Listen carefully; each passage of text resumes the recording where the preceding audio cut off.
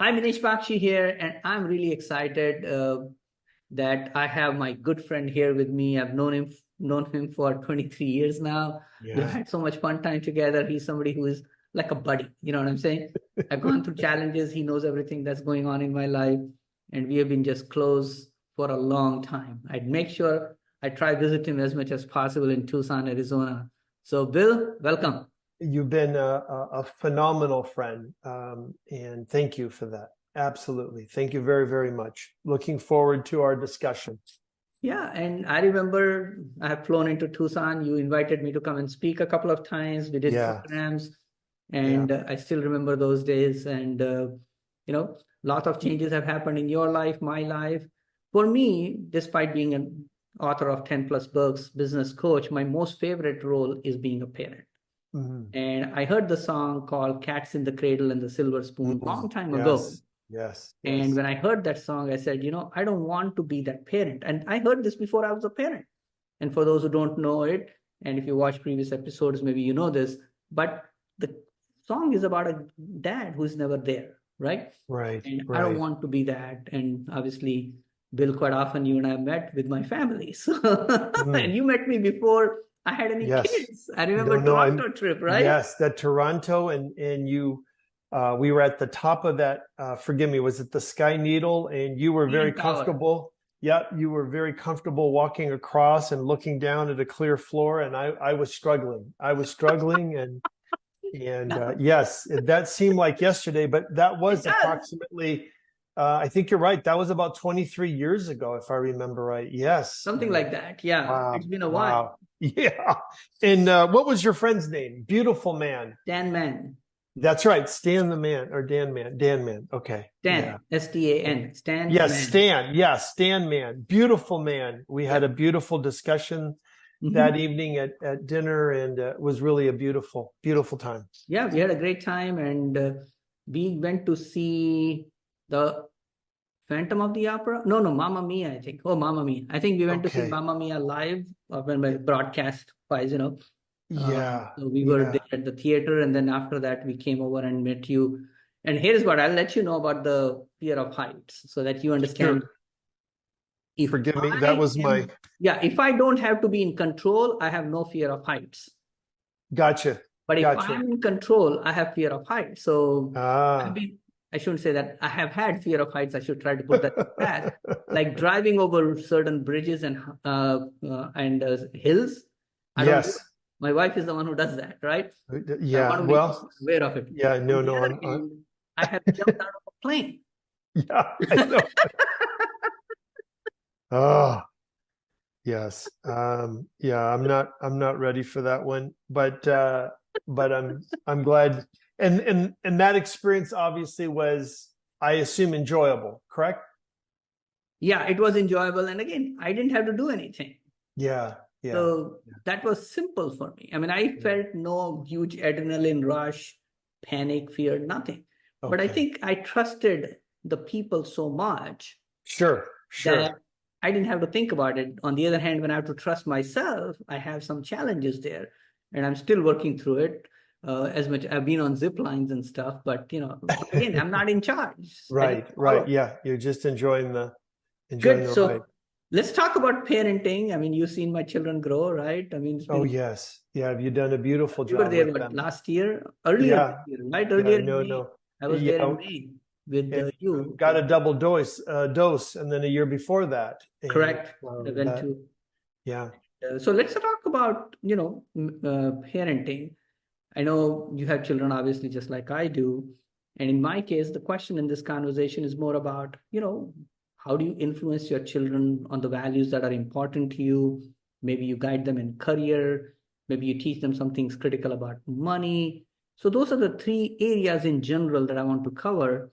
But I would like you to introduce yourself, give a sense of maybe the history, becoming a parent, whatever that is, in general, if any challenges. You know what I'm talking yeah. I think I would love to do that. For some of the folks that may see this and that don't know me, I'm William Bill Anastopoulos, and I came into the your world via a mutual friend, and there's people that influence you. There's others that change your destiny. And for me, that was the Rick Ruby and the core, and it was a beautiful experience. And that's where you and I started to build a rapport and got to know, got to know each other very good, very well is probably a better word. And then over time, at that time, I got married very young. I was married at around 22 years old, right out of school. And you can make an argument, good or bad, but it was one of those things that was maybe the wrong way to look at it. It was more of a checklist. I felt very comfortable with my wife at the time. We were great friends. We still remain friends. And at the time we got married, I was looking forward to children, and she wasn't quite ready for children. So it was very interesting. By the time she turned 30, we were married at 22. Then all of a sudden, I was very accepting if we didn't have children. But she was very, it was a really big goal for her, if that's the right word, a need, a want. And she really wanted children. I was blessed. I was making a good living at that time of my life. And in vitro was, an option for us. And as you know, that can be very expensive for some couples. And we were blessed. We had some good doctors. And at the time, we went through in vitro, and I'm pretty involved with my parish as far as church is concerned. And there was a new monastery. And so whether it's spiritual tech or high tech, a real blessing. We had our first child, Alexia, and she was born in 96. The twins then I had some more twins. They were born in 2000. And then my youngest, Melina, was born in, she's just turning, she's 20 right now. So give you an idea, 2003, kind of give you an idea where things were at on that part. I was blessed because my father was older when he had children, very chill. My mom was a little Greek lady from Greece. She was a little bit tougher than my father, so they actually complemented each other very well. My father was very patient, and he had some beautiful things when it came to life. And he told me one time, Bill, I don't really know what I wanted to do at the time. He was, he ended up going into World War II. He came out of that experience. He looked at being a mechanic, going to college. He looked at air conditioning, and then he started as a carpenter, framing, loved it, and worked back in Gary, Indiana, had a beautiful relationship. Next thing you know, he's doing a lot of remodeling and more remodeling and more remodeling. And he got so busy, got married. For him, it was a little bit later. He was 35 when he got married. A lot big different. My mom, they were ready for children. I'm the youngest of three. And my father, again, was always very patient. He never really hit us. My mom would discipline us. My father would take our money. And so it was a very unique thing. We would all have a line, not necessarily a line of credit, but we would have a line. He would recycle paper that would get mailed to us, and he would rip them up into threes. And my brother, there was three of us, we'd have a line. And then anytime, let's say a brother got a suit, he would credit our account. So if the suit cost $100, my brother Greg would get the suit, but then my brother Perry and I would have $100 each in our account. If we didn't want to pick up our shoes or anything like that, he would pick them up, but it was 50 cents a piece. And next thing you know, you would look at your line of credit, and all of a sudden it was going down pretty quick. So he felt that was a better condition. He always gave us enough rope. He used to say, I'll give you enough rope to hang yourself. But and in some ways, I loved him for that. And in life, fast forward to that there's three things I think you taught me how to learn, Minesh. You'll correct me or not. One is to read about it. One is to see somebody else, the last one is to do it yourself. And I tended to be that third person. And sometimes when God wants to humble you, he will put you through some definite trials. And with that said, because we didn't have kids till later on, 8 years later, I think I was a better parent, more patient, had a lot of fun with my kids. I noticed sometimes you see some parenting and they're very driven. You might go to a soccer game, you might kind of see that thing. So with that said, that's kind of took a little bit of my father's mindset and allowed our kids. Now, the one thing that was very interesting that I think indirectly affected my oldest daughter was when, the world melted down in 09, 10. We had a beautiful home in the foothills, had to sell that, had to, reposition our life. And she saw the brunt of that. And one day she came up to me in a very beautiful way and said, Dad, I'm not sure what you do for a living, but I don't want to do that. So, but the other kids were a little bit younger than that. And I'm blessed because of my personal feeling is that we're more stewards than we really are parents. And I truly believe, I tell them, you think I'm your father, but the Lord above is your father. I'm a steward. I'm going to make mistakes. I'm going to do the best that I can to help you and guide you, but your journey, your way. And maybe that's good or bad, but that was kind of my father allowed me to say, Bill, if you're not sure what you want to do, when you turn 32, that's when we'll have a conversation. But until then, it's okay. And so I've been blessed because the kid's mother, my ex-wife Ellen, was a fantastic mother. Beautiful. It was one of those things where, and sometimes children may or may not feel that they're wanted. And that was not the case. They all know, each and every one of them know very, very well that they were extremely wanted. And like yours, we had a blast. We would do a lot of traveling, especially when they were younger. They didn't have a problem getting in the car, and we would drive from, Tucson to Chicago, 3 days. We had adventures, and they still like to do that. Fast forward now, they're all finishing college, working on a master's. But with that said, they still enjoy traveling, and they are. My one daughter is in Kiev right now getting her master's, and my other daughter is going to go visit her. My oldest is Alexia. I have twins, Elias and Kira, and my youngest is Melina. She's more of the salesman like me. She's out in Los Angeles. So I'm not sure if there's anything in specific that you're looking for as we're talking, Minesh, but kind of give you an overview of where things were at. And I let my kids really taste a lot of different things. I can give you a small example. I enjoyed playing football and a lot of sports, and my son took him out for football, and the coach pulled me aside one day and said, Bill, did you play? And I said, I played a lot. And he said, well, your son is a good athlete, but he's not a football player.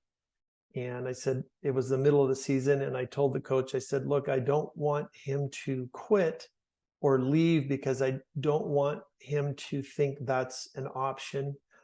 And he said, okay, I'll let him play. We're going to play the rest of the season. I'll make sure he doesn't get hurt. And he stayed on the team until the team ended. And then next year he didn't play. So now he enjoys rock climbing and very much a self-starter, completely different. I'm more of a high D. He's more of an engineering type, S and I. And so that's it. I think that's gives you somewhat of an idea, Manish. Sure, thank you. I appreciate it. And you went through challenging times at different situations, like obviously Absolutely. the money Yeah. time as well. You said XY. So how do you think, just for people who might be also who have gone through maybe a tough financial time in their life, they also went through maybe some divorce and stuff like that. What would you tell those parents? Because obviously the children have to adjust, the parents have to adjust, and you're a good person, I know that. So what would you give as an advice, some suggestions to parents who might have those challenges? I always believe I see sometimes some parents are maybe going out of their way to, another mutual friend of ours was Joe Stump, and he came to a point in life when you have nothing to prove, life gets much easier. And unfortunately, I would have to say some parents at that age still, there's something, even through a divorce, they have something to prove. So they may end up, taking on some additional debt or some additional overhead. And instead of having a simpler life, they actually make it a little bit more complicated. I'll give you an interesting perspective. I'm not saying that this would work for everyone, but a friend of mine, and I credit to him to this point, when I was going through my divorce, he pulled me aside. His name was Steve Padgick, and he said, "Bill, do you get along with your soon-to-be ex-wife?" I said, "Yes, I do. Obviously we have some issues and we're going through a divorce, but do I get along with her? Absolutely."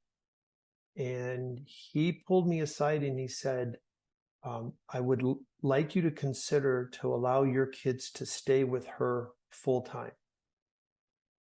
And don't do the week on, week off, or 10 days on, week off, or the middle of the day." And he said, "You're going to have to reboot your life. You're going to be working a lot again. You're going to have to work evenings. Do you have access to your children?" Absolutely. So in the morning, I would pick them up, take them to school. Afterwards, go to their games, take them to church on Sunday. So it was never an issue of having access to them. And he really said, "I would like you to consider it." And that's what we ended up doing. My kids were, although we co-parented, and I allowed them to stay with their mother, and that worked for us. Does that work for a lot of others? No. We went through our divorce. We had a mediator, and it's a different type of process. You would just, go in, and if you both don't pull out your knives, he will just, mediate you, let you know what the law is, let you know what your responsibilities are. All these calculations are already done. It's not rocket science. Every state, from what I can tell, has this process. So that worked for us. And so that would be something that I would say, if you do happen to have that, that's a good way to go. A good option. May not be the best for some folks, but for us it worked well. And I would, especially in our industry where there's a lot of sales and a lot of activity that happens sometimes in the afternoon, evenings, or weekends, where we have to build rapport sometimes more than just during the day. But I would say that worked for us. Well, thanks for sharing that, because a lot of people going through this stuff, you know what I'm talking about, Yeah, right? absolutely. Yeah. And it's not fun, but it is real, and you can't avoid it if that's going to be a case. And that's where I think the part needs to be very clear on everybody who is going through this process. Sure. So thanks for sharing that. Yeah, absolutely. Yeah, anything specific about guiding them in career, guiding them in money? I'm sure. Yeah, let's. It can be a very big challenge. In that aspect, my children's mother and I, we went to the University of Arizona, great school, local tuition. My eldest daughter really wanted to go to Colorado, and that was a huge thing in her life. Wanted to go to, and we did our best to coach her. We said, here's our resources, here's where life is, but if this is a choice you want to be, but I want you to be very, very careful, because debt is only temporary, and it allows you to be somebody, but ultimately there's a cost to debt. And I explained that with her with tuition, but she was pretty tough. And she said, I'm going to go to Colorado, and I'm going to go to school. So her mother and I encouraged her. We said, okay, we're going to go. But then she was going to have to sign on for the debt. And I'll be darned. She got in there, got settled in. And when it was time for her to actually execute the paperwork. I personally and her mother were not in a position. And then all of a sudden she called me up and said, Dad, pick me up. I'll be in Phoenix tonight at 10 o'clock. I want you to pick me up at the airport so I can come back to Tucson and get enrolled. And I think, allowing that process to play out, again, maybe it's a philosophy, but allowing her to go all the way through and then giving her permission to say, it's okay, you can change your mind, we will support you. But allowing her to do that for some reason worked. The other two twins, they were content. My youngest, Kira, we're down in Tucson, which University of Arizona. She hit grades very well in high school, was able to go up to a school called Northern Arizona University, scholarship. She went up there, had a beautiful time. And with that experience, and the bug to travel, she was able to study abroad her senior year at NAU. That was COVID delayed, but her senior year she was in. That opened up a new world for her in Germany. And then she came back and said, Dad, I'd like to go back there and get my master's. Much more reasonable to get a master's over in Europe than it is here. And she went back, loves it. And the reality is, because of my heritage, she ultimately would like to possibly stay there in Europe and work. We'll see where that works out. But with that said, it's interesting. But like I said, if you take the philosophy where we are stewards of our kids, then I think sometimes that has a little bit different perspective. And then allowing, our Lord upstairs to ultimately, that's who they're going to have to deal with, like you and I are going to have to deal with when we leave Earth. So I totally agree with you, and thanks. You've been a great role model. And for those who may not know, I converted to Christianity a few years ago, and there have been good role models. You are one of them, which makes it easy because you are a good, loving person, helpful person. You are somebody who is out there to support and guide people. I know you've been involved with Sunday school forever, right? And that's where you met Connie. yes, So, yes, in all these respects, this is, we influence each other in life. And if you have known each other for a while, then obviously we have opportunities to exchange ideas, help each other sure. understand perspectives that may be different ways. And you've been very kind and generous as a friend to me. I always look forward to seeing you in person. I'm in Florida, you're in Arizona. Sure. There is a little bit of a gap there, but as and when possible, I know you make time and I make time for you so that we can continue this relationship, because this is a lifelong friendship. I consider you a close friend, and I really appreciate whatever you have shared today. Anything you want to say before we wrap up? No, other than just an enormous amount of gratitude. And I think, that's where life is. And everybody has a little bit different. Some of the fathers of the churches talk about, everybody has a little bit different path to salvation. I think a lot of times we as Americans sometimes want to systematize or do something like that. But the fathers are always talking about, life is a little bit different for all of us. And that path, you and I, there's a lot of different paths along the way. So, but and this has been a beautiful journey. And I can't tell you, like I said at the beginning, like I said, with you and Rick and in that whole community, like I said, there's people that influence us, there's others that change, our destiny. And so, my friend, thank you, because of your help and Rick's help. It's been a beautiful, better destiny, way better destiny. Thank you so much. I really appreciate what could have been. Yeah. Okay.